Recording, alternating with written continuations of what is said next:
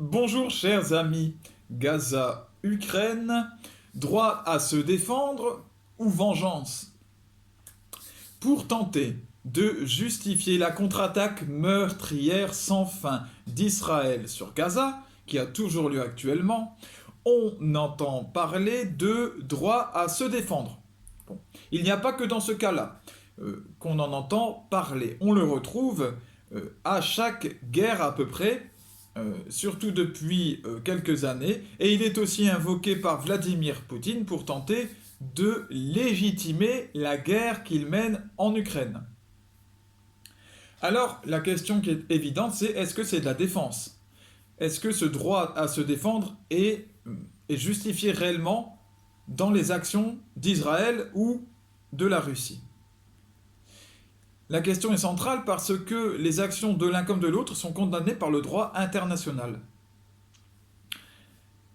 Alors, pour Israël, non. Ce n'est pas du droit à se défendre. On a passé la barre depuis déjà un moment. Pourquoi?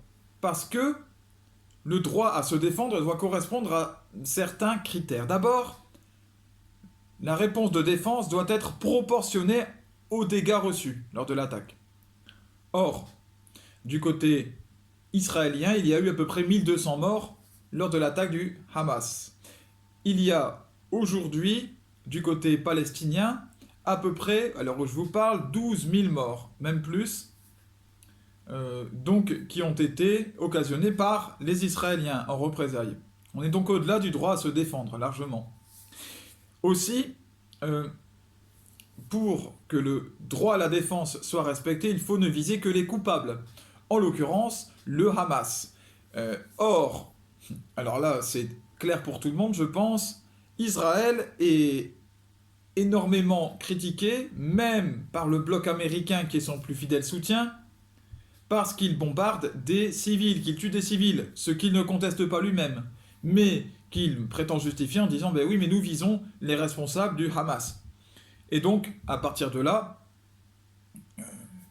évidemment, ce n'est plus du droit à la défense quand on commence à tuer des personnes qui ne sont pas concernées ou en tout cas qui ne sont pas responsables.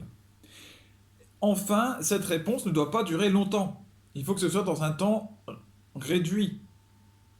Et en l'occurrence, l'attaque subie, elle a eu lieu à un seul moment, le 7 octobre, même si depuis le Hamas essaye de continuer à entrer à Israël et à créer des dégâts, mais la contre-attaque, elle, ne fait que durer, elle ne s'arrête plus. D'ailleurs, plutôt le Premier ministre Benjamin Netanyahou, Premier ministre israélien, a dit qu'il n'y aurait pas de fin à cette guerre-là, qu'il n'y a pas de processus de paix, il n'y a pas de cessez-le-feu, rien du tout. Alors, est-ce que l'on est encore dans le droit de se défendre? Évidemment que non, pas du tout. On est dans une agression aujourd'hui. En réalité, Israël procède à sa vengeance.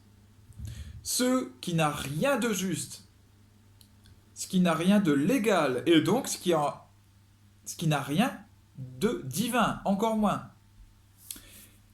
Euh, il faut faire attention parce que la vengeance est proche de la défense, si vous voulez. Dans un premier temps, dans une première approche, ça peut y ressembler.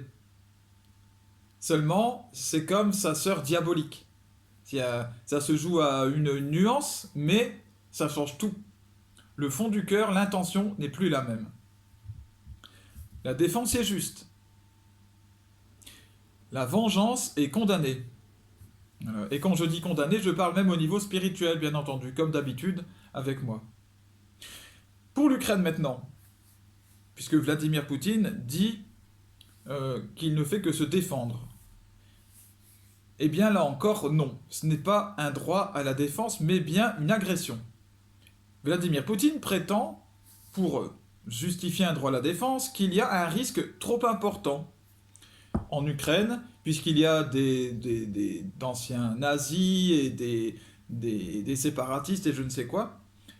Et il prétend donc qu'il faut, à tort ou à raison, attaquer militairement. Et on appelle ça une guerre préventive.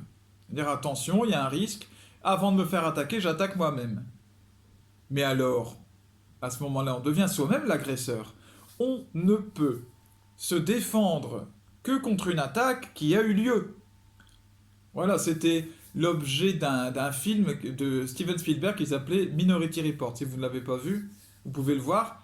C'est le débat, est-ce que nous pouvons punir quelqu'un pour une faute qu'il n'a pas encore commis, un crime qu'il n'a pas encore commis, mais qui, selon toute vraisemblance, devrait avoir lieu. Mais on n'en sait rien du tout. Tant que ça n'est pas arrivé réellement, l'on n'est pas Dieu, l'on ne sait pas ce qui va arriver. On ne peut pas punir quelqu'un pour ce qu'il n'a pas encore fait.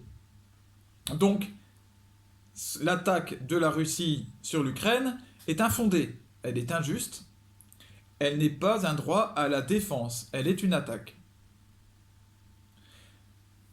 Et évidemment, comme je le disais, l'attaquant dans ce cas-là, eh bien, c'est Vladimir Poutine. Voilà.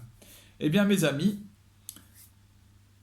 que Dieu aide chacun d'entre nous à voir clair et à distinguer finement ce qui est de l'ordre de la défense et ce qui est de l'attaque.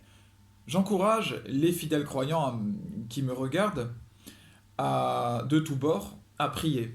Prier pour que nos pays fassent cette différence parce que c'est une question dramatique, qui est en train de ravager le cœur du monde, la Terre Sainte, la Palestine, l'Ukraine, mais au-delà de ça, le monde entier. Prions, prions, parce que les conséquences sont terribles et elles nous toucheront nous aussi à un moment ou à un autre. Que Dieu vous bénisse et bénisse tous vos proches. À bientôt.